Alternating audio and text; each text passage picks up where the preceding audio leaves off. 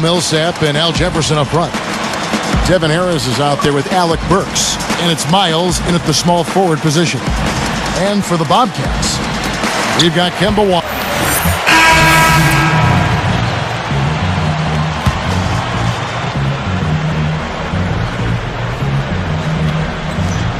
And now Doris Burke has an update from the sidelines. Yes, a short time ago, Paul Silas and I were able to chat. I asked him what the main reason was for the disappointing record so far. He said, it's not that easy to put a finger on, but we seem to lack that killer instinct. We don't have the confidence to finish teams off, even when we've got them on the ropes. Let's see if they can change their luck tonight, guys. And thanks for that story, Doris. And Augustine kicks to Henderson. Maggette outside. Clock at 6. Walker the pass to Augustine. Good ball movement. Brown. Good. Here's Harris. He picked up 12 points in their last win against Atlanta. Well, Charlotte came into last season on a high, having made the playoffs, and then a year ago they slipped back in a lot of ways. They made changes. The coaching changed. Larry Brown moved on. They traded Gerald Wallace. So it was, in many ways, a rebuilding year for the franchise. Now here is Augustine. Guarded closely. Another shot. He lays it in with a soft touch. Maggette's got his first 2 points of the night. He saw that lane to the offensive glass, and that's how he cashed in. And they're going to count the bucket and send him to the line. It could be a three-point play. Back to Charlotte, and Steve, you're just talking about that. You thought they were turning the corner the year prior, but they couldn't keep the momentum going. They changed coaches. You talked about the injury moments ago about Jackson. I mean, they had a lot of things that kind of got in their way. Well, even that playoff team from a couple of years back, Kevin, you don't know how much higher the ceiling was for that group. So you almost have to think that rebuilding is the right step for them going forward, even if the fans might have to suffer through some tough years. Sometimes you got to tear it down to build it back up in a better fashion. And so he draws the foul on the shot, a trip to the line to shoot two. Paul Millsap picks one up. You know, it's really weird, guys, to not see the Jazz in the postseason as they have found their way in so consistently over the last 20 years, really, guys. You're right. And the second free throw, good. And Clark back to the Jazz. They came close, but too much upheaval, Steve, I think, on that roster. Kind of sunk their season. Yeah, I agree. And they're in a rebuilding mode now, but you can't count the Jazz out of the playoff picture for long. Not with their history. They have been one of the strongest franchises in the NBA. Augustine dishes to Maggette with the shot. Paul Millsap with the rebound. Jazz trailed by 5. Burks with it. Here's Jefferson. And they're pushing it up. Henderson kicks to Augustine. Straight up. The second effort. And that one's good by Maggette. Maggette's got his second basket. You know, if he's got the ball in his hands and the basket in his sights, he's going straight to the rack.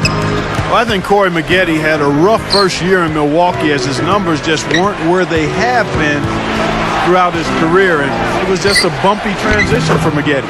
Gets the bucket. They got the ball into the ideal position, and he didn't flub the finish that time, guys. Now here is Augustine. He's coming off a 10-point game against the Celtics in Boston.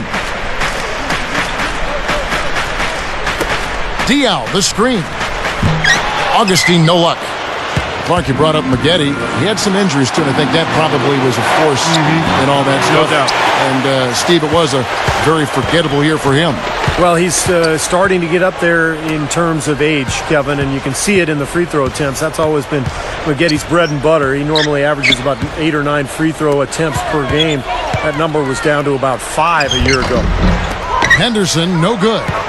They are setting the tone here early with their work on the boards. Yeah, only a moderate advantage here, a slight one, but as the game wears on, it's one they'll definitely look to build on. Wow, faded away and floated it right over the big guy. That shot is almost impossible to block. The first quarter all wrapped up, and it's been an exciting game so far.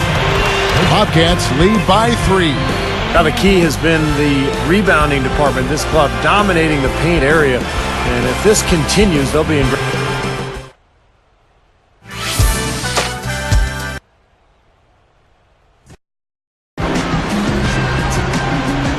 Any points in the second quarter.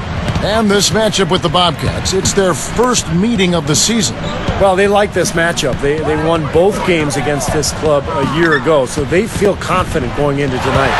And so in the game for the Jazz, Welch, he's in at shooting guard. Hayward out there with Alec Burks. Then there's Favors, and it's Watson in at the 1 spot. When you're at or Clark near the bottom of your respective conferences, you still have to look for the positive things to stay focused on. Without question, Kevin, you have to hang your hat on positive stuff. And an interconference sweep isn't a bad place to start in that regard, Kevin. Take a look at those games, figure out what went right, and try to build on that. Fades away. Whoops, there's the 24-second shot clock violation, so they'll turn it over. Here we are in November. Let's see how things are shaking out in the West early in the season. Take a look at the Mavericks. Right now they're off to a fast start. First place in the conference. And checking out Utah, 3 games behind. Well, I think for Utah, they've been as flat as they can be this season. It might be time not just for some lineup changes, but a major overhaul. Yeah, you might be right, Clark, because you can see that there's no spark to this club. Nothing seems to be clicking. So I wouldn't be surprised if we saw some big changes. What a way to come into the NBA last year for Derrick Favors. His name was mentioned in trade rumors all season long. Thought he was going to end up in Denver, finally landed in Utah. But he's got a ton of potential, and he's working hard. He's got a chance to be a good player. And Steve, Derrick Favors, for a rookie, has already shown that he can rebound and block shots at the NBA level. All right, so Clark, that being said, it looks like he's got the complete package, all the tools. Yeah, he does have great physical tools, and I think he'll be an impact player defensively before he will offensively. He's got some rough edges that have to be rounded out. But again now, he's a big guy, only 19 years old. If he can stay healthy, let's see where he is 3, 4, 5 years from now, and I think he's got a chance to be really good. It's been a little too easy for them inside, hasn't it? Yeah, I think so, Steve. I mean, they've really dictated the action in the paint. That's been their focus, and the defense hasn't mounted much resistance at all. Here's Welch. Makes good on the step-back jumper. And the Jazz lead by 4. I thought last season the Bobcats' defense took a major step backwards. They weren't as active as they'd been in the past, and it was reflected in the numbers. Their steals totals were way down. In fact, they were in the bottom 3 in the NBA. Now here is Augustine. He's covered by Watson. Shot is blocked. Second shot opportunity. There's the bucket. Good. Here is Watson. 1:19 left in the first half of basketball. Williams comes with a double team. Here's Welch. Tries again. And he was fouled on the way up. 2 free throws now for him. Well, they've increased their trips to the line this quarter. Yeah, getting free throws, a great way to slow the game down, get your defense set up, and find easy points. Steve, going back to what you were saying about the Bobcats, the level of intensity just wasn't there on defense. You mentioned Steve steals. Clark, a lot of times you get the feel for a team's pulse by what they do defensively, and there was very little pulse with the Bobcats in that regard. That's a great point, and part of it was injuries, part of it was the upheaval in terms of the trade and changing. And then Gerald Wallace was a huge part of their defensive identity. So when he was gone, that really kind of took that away. Corey Maggette on the wing. He had a 12-point outing in their last game against Boston. Shoots over Miles. On the mark from 16 feet out. Maggette's got 6. Utah leading. Next up for them, the Knicks coming out here to play. That'll be the first of 2 straight at home. That foul is really going to hurt him in the second half. I mean, he's got to sit and may have to be off the floor for a long time, and they'll miss everything he brings to their team. I mean, he's active, he's aggressive, he's smart, he's tough. I mean, they're going to miss his presence significantly. Well, a lot of storylines in Utah last season. Jerry Sloan finally stepping down as coach, and then that was followed by the blockbuster trade sending Deron Williams to New Jersey. So a lot of new faces in Salt Lake. And the Bobcats making a change here. Augustine's checked in. Thomas against Millsap. Millsap against Thomas. Goes straight up. Drops in the layup for 2. Thomas got 9. Well, using his height advantage against the much smaller man, that was the right play to make there. 18 feet away. Nice D from Maggette. Got it up. Jazz out in front. They lead by 2.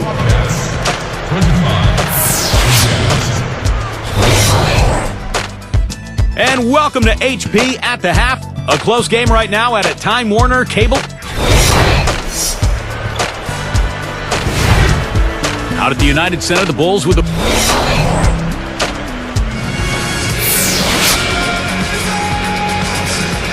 We have a close ball game on our hands as we get...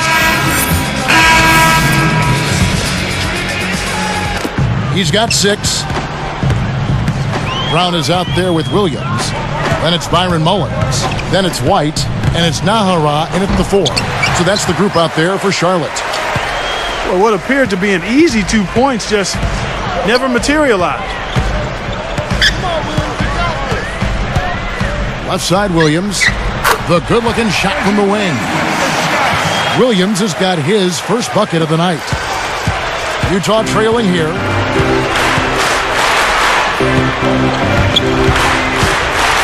Looking to get back on track here. He got an advantage there off the pick and took it right in. And did you see the pick there? Got him wide open all the way to the rim.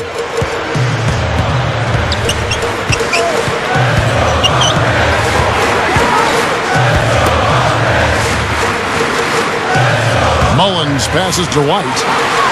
Lets it go. And Charlotte again with the bucket. Well, they really picked up the intensity here since halftime. I think they got the pep talk in both teams now, really going after each other. He's got 8.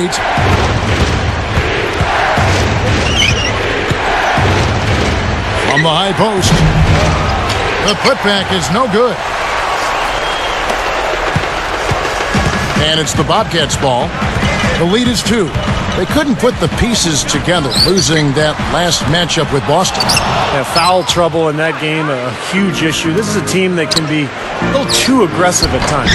Yeah, I'm all for physical basketball, guys. I mean, I enjoy that, but they went over the line. I mean, it ended up being their downfall, the physicality, because it produced fouls that led to free throws.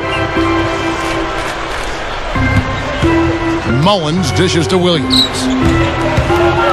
Pulls up, high post. No luck. Here go the Jazz the other way. Now, he had plenty of space, poor defense, but I'm not sure about his touch from that range. Well, I think last year when the Bobcats traded Gerald Wallace, they lost a part of their soul and their identity. And it's tough to win when you lose a guy like that, but they did get a couple of draft picks, and that will help them in this rebuilding process. He feeds it to Nahara. 6 to shoot. And White kicks to Williams. Gets it to go. Williams has got his second bucket of the game to go. And Clark, back to that trade Steve was just talking about. We both like Gerald Wallace a great deal. Yep. But that's, I think, what was the key. When you saw that he was let go, you knew the Bobcats were starting to look to the future. Yeah, starting to do an about-face, and those draft picks will help them not only get more talent, but also get a little younger as well. And it's not going to be easy. It never is, but I think they're headed in the right direction. Brown outside. Over Bell. Takes it up. And Brown throws it down hard. Well, I tell you what, that'll give them a nice lift because that kind of effort always rubs off. Does it ever? Yeah, when you've got one guy out there hustling his tail off, everybody else has to follow suit. He's guarded by Williams. 12 points for him. From the wing. You know, as tight as this game is, you have to like their chances the way they've been rebounding.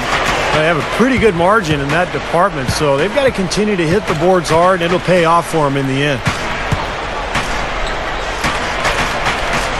Now here's Brown. Not a lot of room. And he flushes it through. Right slam cam with the replay. Now that's just rubbing it in, fella. Throwing it down with style. These folks are not going to forget that one anytime soon. Here's Welch. Buried from outside. But I don't know. I think we may see a review here. That was pretty close. And not so fast. The officials are going to check that shot again and make sure they got it right before we go to the fourth. I think they're going to be able to see pretty clearly on the replay that the shot left his hands in time, guys. The evidence is right there. Yeah, and this is a big call, guys. I mean, they're going to take a very close look at it, even if it seems clear-cut at first glance. And the official call is in. It's ruled a basket. They're overturning the original call after looking at the replay. And, Kevin, this is exactly why we have this rule. And I think that they made a great decision putting the rule in. The main thing is you want to get it right. And they definitely... And we've reached the... Tune in next Wednesday.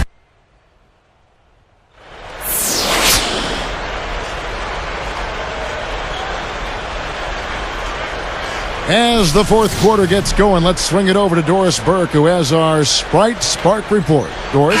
Kevin, well, it's the Bobcats with the Sprite Spark. Bobcats leading by 4. So on the floor for Utah. Welch in at shooting guard.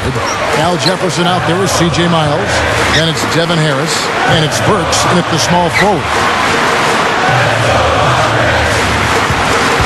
Muggetti right side. And it's blocked. And Utah has possession. 4-point game. Count the bucket. 9 points for Al Jefferson. He's just so clutch. Here's a guy you want on your side with the game on the line, Kevin. And let's get this update now from Doris Burke, who's across the way on the sideline. Yes, Kevin, I was able to listen in on what Paul Silas had to say to his team. He told his guys, listen, this is going to be a fantastic win, but if we let it get away from us, it'll be just as bad a loss. Let's make sure that doesn't happen, okay? I'm sure they were listening, Kevin. Thanks, Doris. Now here's Walker, guarded by Harris, and he recovers it. That's good. Well, they haven't gotten much production from him, but they remain in the lead. Utah calls timeout. They trailed by 4. 1:03 left in the fourth quarter.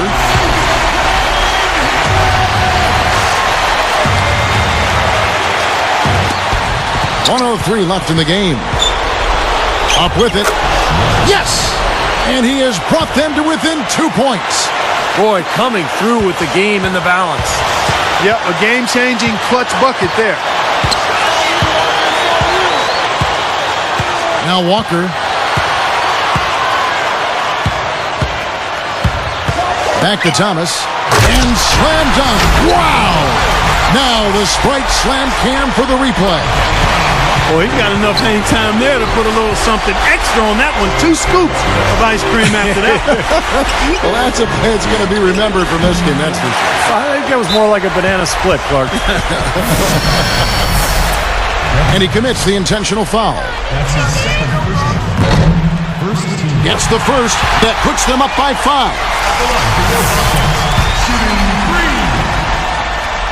2 for 2, and it's a 6-point ball game. Big foul there. He hits the clutch free throws and adds their lead. There's a screen. Here's Harris. Off the pick. Sinks it. And now they trail by just 4. Boy, nice pick there, guys. I mean, gave him the space he needed for the hoop. And so they choose to intentionally foul. Good on the first, and that puts them up by 5.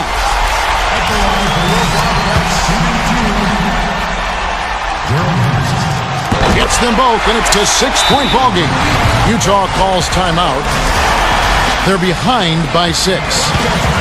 We've got 22 seconds left to play here in the fourth.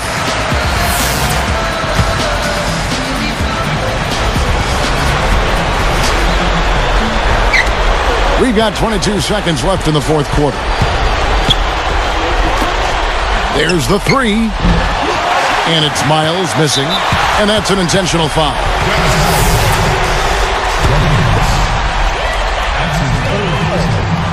sinks the first one, and that makes it a 7-point lead. Going to the line. Second free throw misses. Here comes Harris. They set the pick. Goes up at the stripe. Money! Now, we've seen this from him before. Once he gets going, look out. So it's Charlotte picking up the win. It was a solid win, Clark. Yeah, it was, and I think it came down to will more than skill. They went out and got this one.